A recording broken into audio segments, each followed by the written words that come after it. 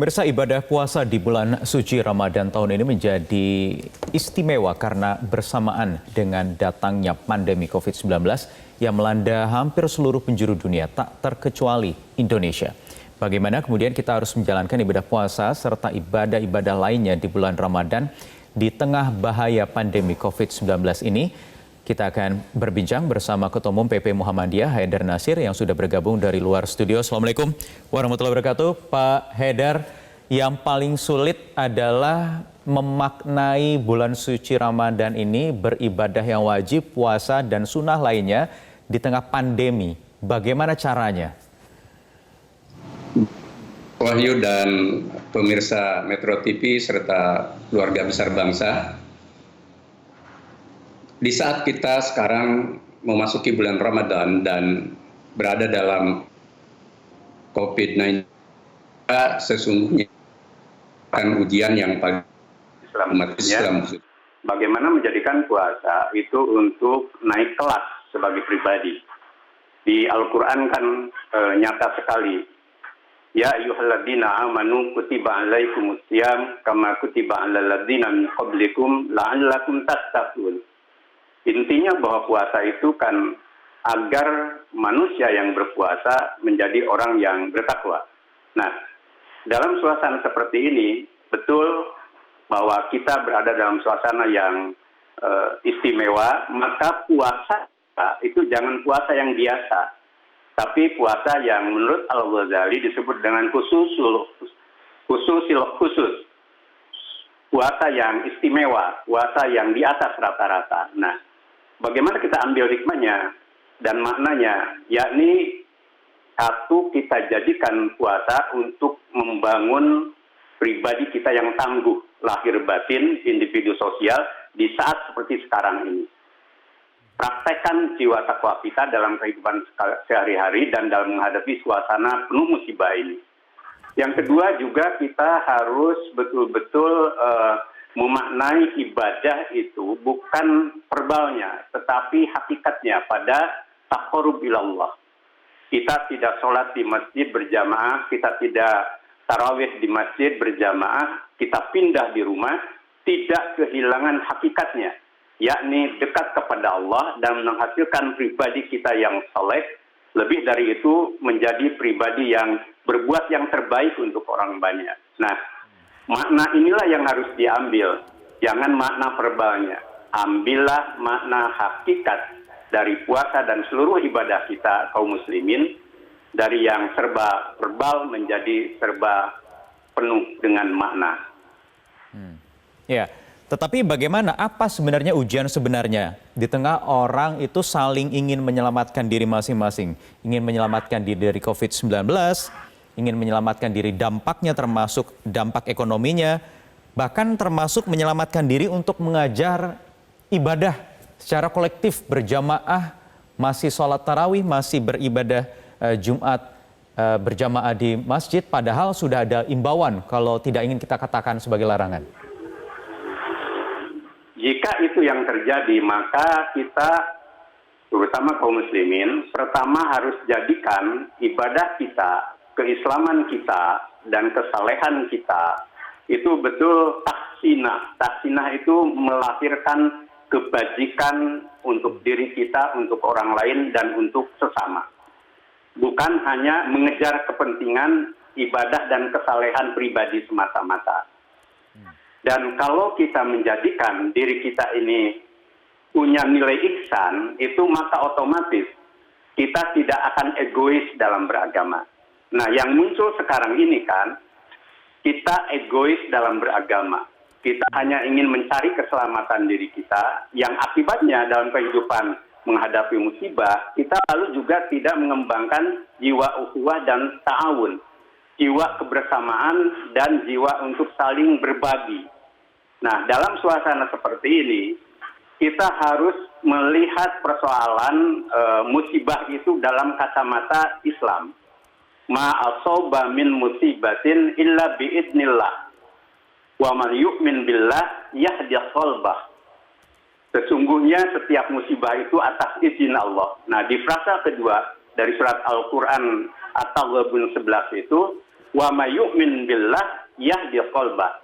Siapa yang beriman kepada Allah, dengan musibah ini, dia akan ditunjukkan hatinya. Nah, asahlah hati kita agar bisa menyelamatkan diri kita, tetapi juga menyelamatkan orang lain dan kehidupan. Suatu kali ada sahabat yang puasa, tetapi dia memaki hamba sahayanya. Lalu Nabi menyuruh orang itu berbuka. Dia berkata, "Ya Rasul, kenapa aku disuruh berbuka padahal aku sedang berpuasa?" Nabi menjawab, "Rubba sha'im laisa min siyamihi ilal zughalatos." Banyak orang itu berpuasa, tiada hasil puasanya kecuali lapar dan dahaga. Maka kuburlah ego hanya untuk kepentingan sendiri, dan ingat bahwa kita harus masuk surga bersama, jangan sendirian. Nanti kesepian. Berarti jangan egois. Tetapi apa penyebabnya masyarakat kita masih egois dalam beragama tadi, Pak Haidar? Halo? Ya, apa penyebabnya masyarakat kita masih egois dalam beragama?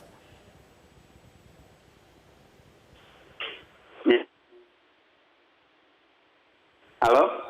Pak Haidar, masih jelas dengar suara saya? Jelas, sekarang jelas. Iya, jadi apa penyebabnya masyarakat kita masih egois dalam beragama? Satu, karena kurang pemahaman tentang tujuan kita beragama. Bahwa beragama itu kan lisolahil ibad dunyahum wa ukhrahum. Agar kita meraih kebahagiaan hidup di dunia dan akhirat. Nah, untuk bahagia hidup di dunia dan akhirat itu dalam Islam, kita tidak bisa sendirian.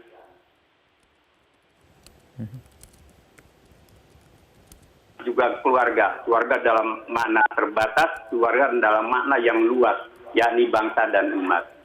Yang kedua, juga kehilangan makna soal tujuan syariat. Kita menjalankan ibadah itu kan ada syariatnya, ada tata cara kaidah dalam agama yang tujuannya apa? Satu, hifduddin, menyelamatkan agama. Yang kedua, hifdun nafs, menyelamatkan jiwa. Yang ketiga, hifdul aql, menyelamatkan akal pikiran. Yang keempat, hifdul mal, menyelamatkan harta. Dan yang terakhir, hifdun nasl, menyelamatkan keturunan. Nah, sering orang hanya melihat dari satu sisi. Misalkan hanya hifduddin, lupa bahwa juga harus menyelamatkan akal pikiran. Misalkan dalam suasana pandemi ini, kan protokol kesehatan dan ilmu kesehatan sudah menunjukkan bahaya dari wabah ini. Nah, kita ikuti agar kita tidak hanya mementingkan soal agama yang sifatnya verbal. Kemudian menyelamatkan nyawa, itu juga penting. Nyawa diri kita dan nyawa orang lain. Bisa saja ada orang yang bisa menyelamatkan dirinya, tetapi berdampak pada ancaman pada keselamatan nyawa orang lain.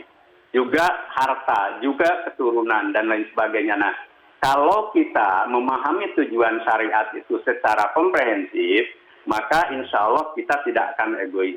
Nah, yang ketiga, tentu karena praktek hidup.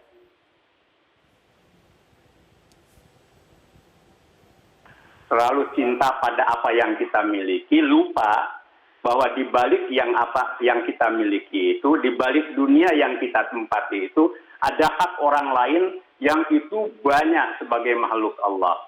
Bahwa kita tidak hidup sendirian.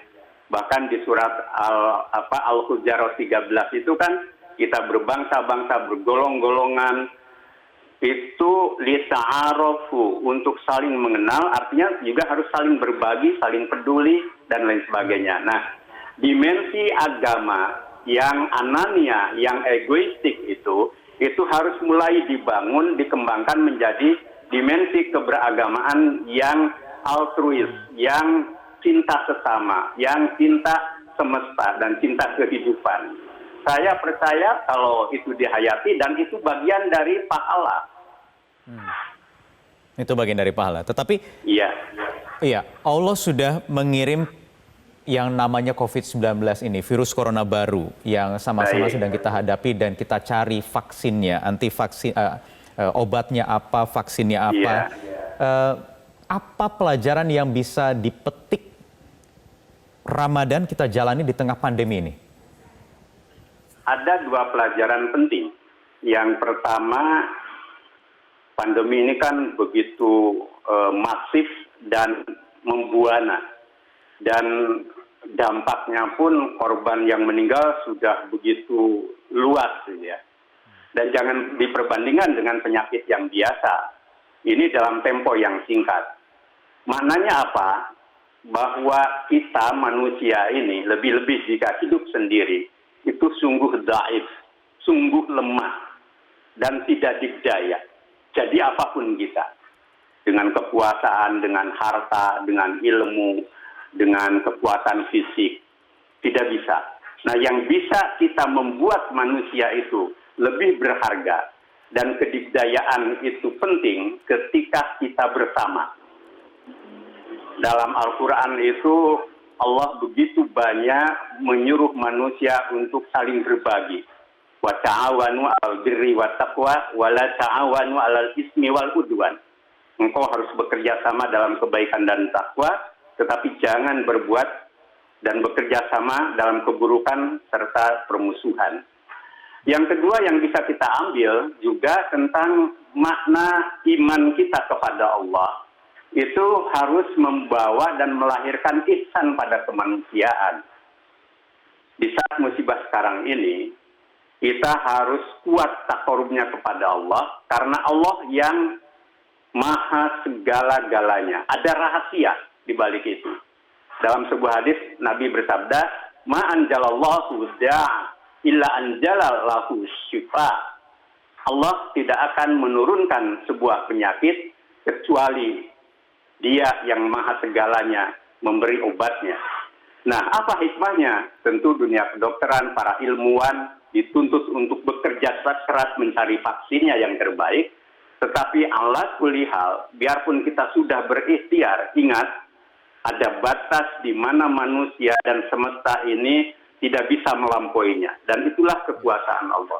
Tetapi tugas kita adalah ikhtiar dan doa. La yughayyiru ma biqaumin hatta yughayyiru ma bi anfusihim. Jadi Allah tidak akan merubah atau mengubah nasib sebuah kaum dan keadaan jika dia tidak mengubahnya. Tetapi selain ikhtiar itu, kita juga jangan sombong, jangan congkak.